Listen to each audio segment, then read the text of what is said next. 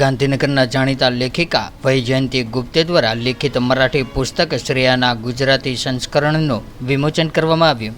ગાંધીનગરમાં શનિવારની સાંજે ઇન્ફોસિટી ક્લબ ખાતે વૈજયંતી ગુપ્તે લિખિત મરાઠી પુસ્તક શ્રેયાના ગુજરાતી સંસ્કરણનું ગુજરાતી સાહિત્ય અકાદમીના અધ્યક્ષ શ્રી ડૉક્ટર ભાગ્યેશ ઝા તથા ગાંધીનગર ઉત્તર વિધાનસભાના ધારાસભ્ય શ્રીમતી રીટાબેન પટેલના વરદ હસ્તે વિમોચન કરવામાં આવ્યું હતું.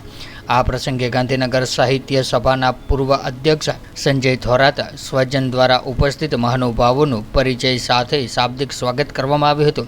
ત્યારબાદ મહાનુભાવો દ્વારા દીપ પ્રાગટ્ય કરવામાં આવ્યું હતું. તેમજ આયોજકો તરફથી પુષ્પગુચ્છ તથા પુસ્તક દ્વારા મહેમાનોનું ઉષ્માભર્યું સ્વાગત કરવામાં આવ્યું હતું. ગાંધીનગર લાયન્સ ક્લબ ફેમિનાના સ્થાપક મમતાબેન રાવલ, અનેક સંસ્થાઓ સાથે સંકળાયેલા શહેરના અગ્રણી મહિલા આશાબેન સરવૈયા, વરિષ્ઠ સ્વિમિંગ કોચ મનીષાબેન ત્રિપાઠી, પૂર્વ કોર્પોરેટર હર્ષાબા દાંધલ, ઉદ્ગમના મયુર જોશી, લાયન્સ ફેમિના ક્લબના હાલના પ્રમુખ દક્ષાબેન જાદવ, વૈશાલીબેન જોશી સહિતના અનેક અગ્રણીઓ આ પ્રસંગે ખાસ ઉપસ્થિત રહ્યા હતા અને પુસ્તકના લેખિકા વૈજયંતી ગુપ્તેને અભિનંદન પાઠવ્યા હતા.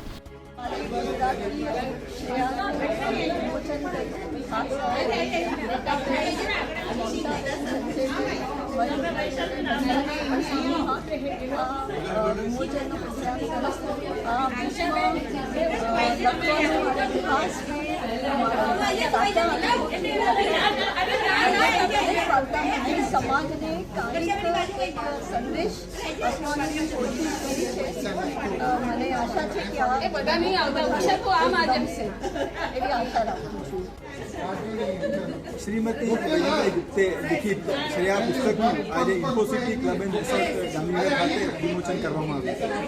ગુજરાત સાહિત્ય અકાદમીના અધ્યક્ષ ડૉક્ટર ભાગ્યેશ ઝા સાહેબ, ગાંધીનગર ઉત્તરના ધારાસભ્ય શ્રીમતી રીટાબેન પટેલ અને ગાંધીનગર સાહિત્ય સભાના પૂર્વ અધ્યક્ષ સંજય થોરાત એટલે કે હું અને મમતાબેન રાવલ 5 જણા મળી આ સરસ મજાના પુસ્તકનું વિમોચન કર્યું. આ પુસ્તકની અંદર વિવિધ પ્રકારની નવી નવલિકાઓ સમાવવામાં આવી છે અને મૂળ લેખિકા મરાઠી છે, એમના મરાઠી નવલિકાઓનું આ ગુજરાતીમાં ભાષાંતર થયેલું છે અને ખૂબ સરસ મજાની સમાજના પ્રશ્નોને વાચા આપે એવી અંદર વાર્તાઓ છે અને આ તમને વાર્તાઓ વાંચવી ગમશે. શ્રેયા પુસ્તક વસાવવા જેવું છે અને આ શ્રેયાના કારણે આ સમાજના વાર્તાઓની વિચારોની પડતો આપણે નીચે પડી ગયો છે. ખૂબ ખૂબ ધન્યવાદ, આભાર.